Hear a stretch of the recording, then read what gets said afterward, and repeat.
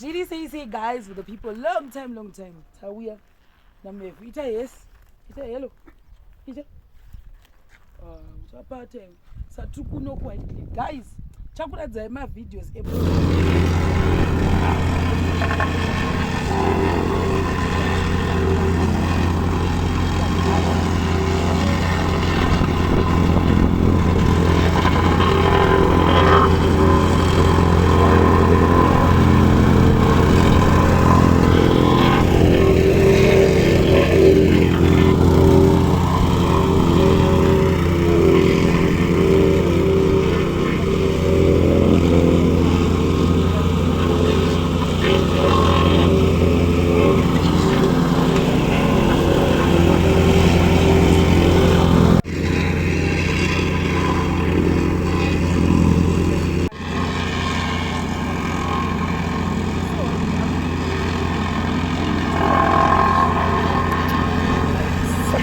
Guys, for the people, do basara mukona iri kuno ku Whitecliffe. Dakutenderera nemi. Chiri sei. Kuri sei. Oh, mabriki for ndana 40 ma 105 40 ma 230. Eh. Alright, saka guys, for the people, your brickwork here, this is day 3 if I'm not mistaken. Re brickwork kuno Whitecliffe.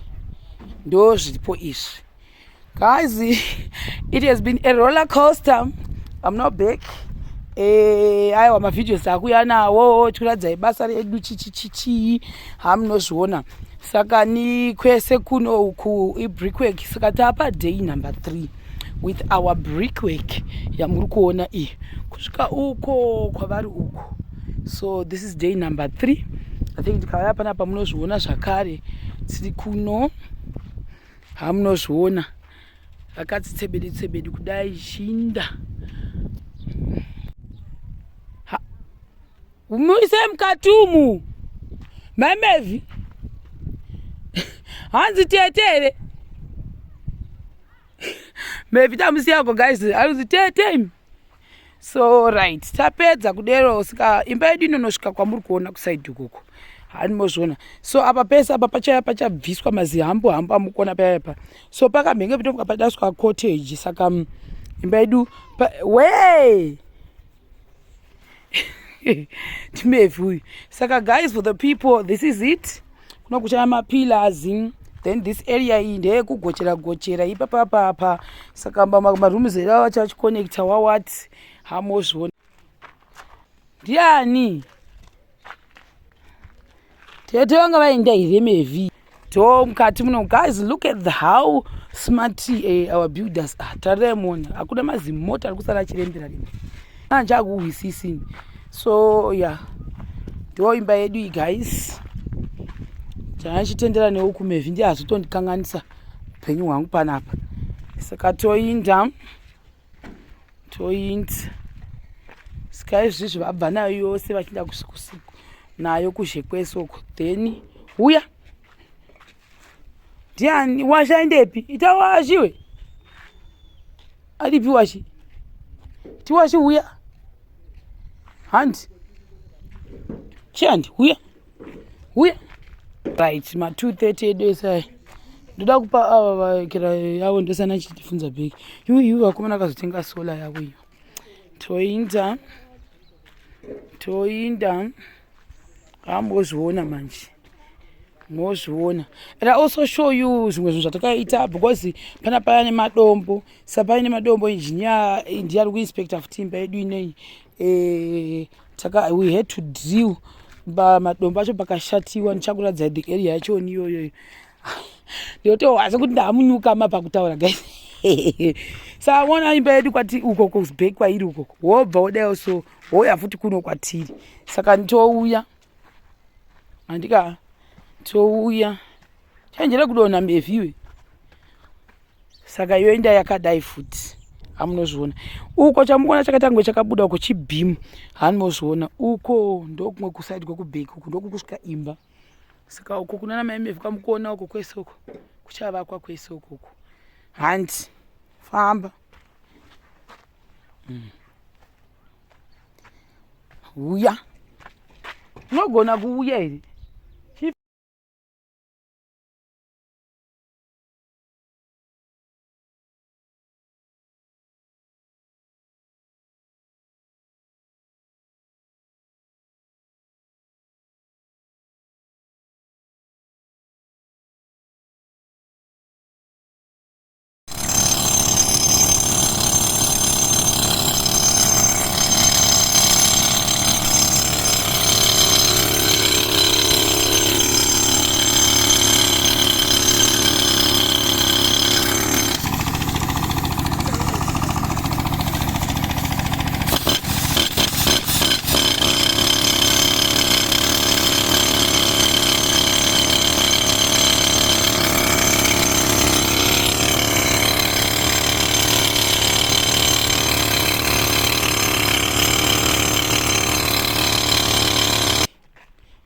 Right.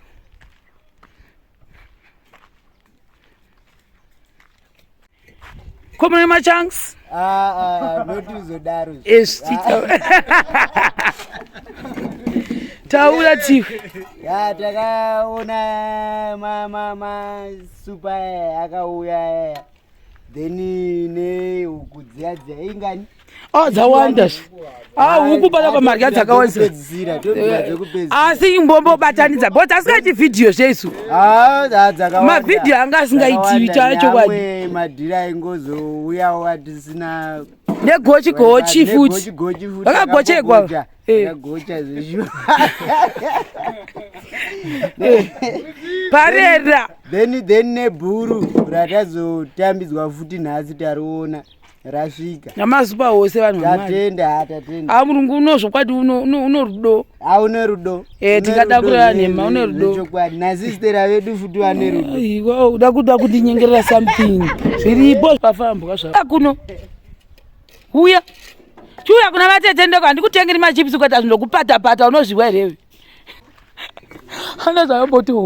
Guys, there's something chinondinakidza about these guys. Vanoti vakatrash dina zvada kuvakisa. Vanouya vachizvironga kudai so. Inaka kuzimati wacho wakati wendishamisai. Anozvipaira zvakaronga kudai. Musazokanganwa kuti vhura ndiyekera Mukomana face break. All right. Because ngazokangamwikwa. Banga vangafa nestress.